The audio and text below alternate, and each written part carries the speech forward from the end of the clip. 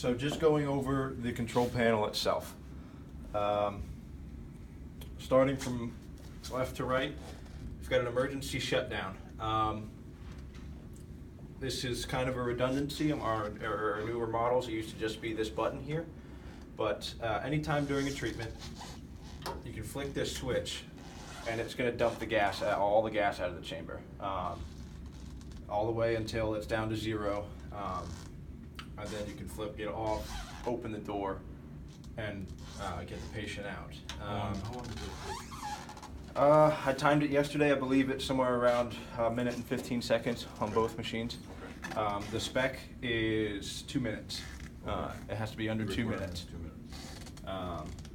And I'll go over more in detail what everything does, but I just want to explain each little knob here. This is your ventilation. So this controls how much gas is exiting the chamber while you're pressurizing. The big thing there is, say the patient is a little bit too cool or a little bit too warm. If they're too warm, you want to increase the ventilation. That means more gas passing through the chamber. It's going to cool it down in there. If they're a little too cold, you can decrease it. The standard is 275 liters per minute on the ventilation. There's no real reason for it to ever leave there. Like I said, unless somebody's a little cool or a little bit warm. But most centers that I go to just leave it there and don't touch it. Next is another emergency vent. This one is obviously a button. You push it and you have to hold this one down. So as long as you're holding this down, it's dumping gas out of the chamber. But as soon as you stop, it stops dumping gas out of the chamber. Is there any reason why it only wants to do half? A lot of it, my belief is that people this is what we always had, and people are used to this. Also, some people on emergency vents, their policy is to hold it for like 3 seconds, let it go. So it's a little bit slower of an emergency vent. Mm-hmm. Say it's not quite an urgent emergency. You don't have to get it out right away, but you still want to get them out fairly quickly. Okay. Quicker than 5 psi a minute, which is the maximum that it can go on a controlled decompression. Okay. With this button one though, this here is a master valve. You've got emergency vent. Obviously, you have to switch it to emergency vent to be able for this button to work.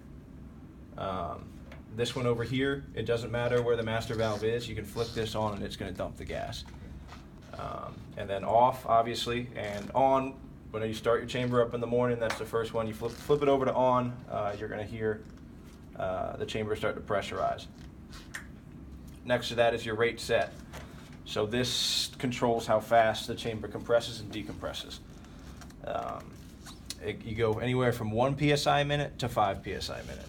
Anything above 2.5, you probably won't ever touch. Like I said, unless it's an emergency. And you want to get them out fairly quickly, but you don't want to use a vent. You can use 4 or 5, but that's policy stuff. That's up to you guys. I would say that most centers typically run in between 1 and 2 psi a minute. Anything more than that, if they're not experienced divers or something like that, you might end up making them a little uncomfortable. We don't need to change that if we need to shut it down quickly, though. No, that can stay wherever it is. And next to that is the pressure set. So that's where you're going to set your treatment pressure. Once you turn the chamber on, it's going to be down at 0. The set pressure gauge will always be lower than 0. That's supposed to be that way. When you turn the chamber on, you're able to turn this clockwise, and you'll be able to set the treatment pressure that you want. And once it's there, it'll pressurize at the rate you have set until it gets to that pressure, and then it's going to stop. And then complete your treatment. And next to that, we've got the volume. We've got volume out. That controls your speaker here to what you can hear inside the chamber. Volume in controls how loud the speakers on the inside are, and that would be a TV or your communication through the phone. They also have a remote in there, or no? They don't have a remote, no.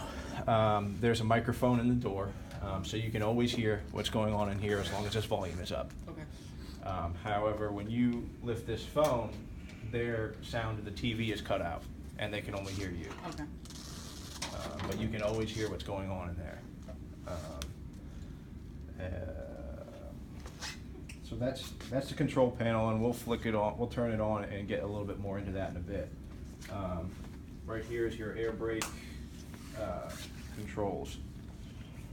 So in an air brake,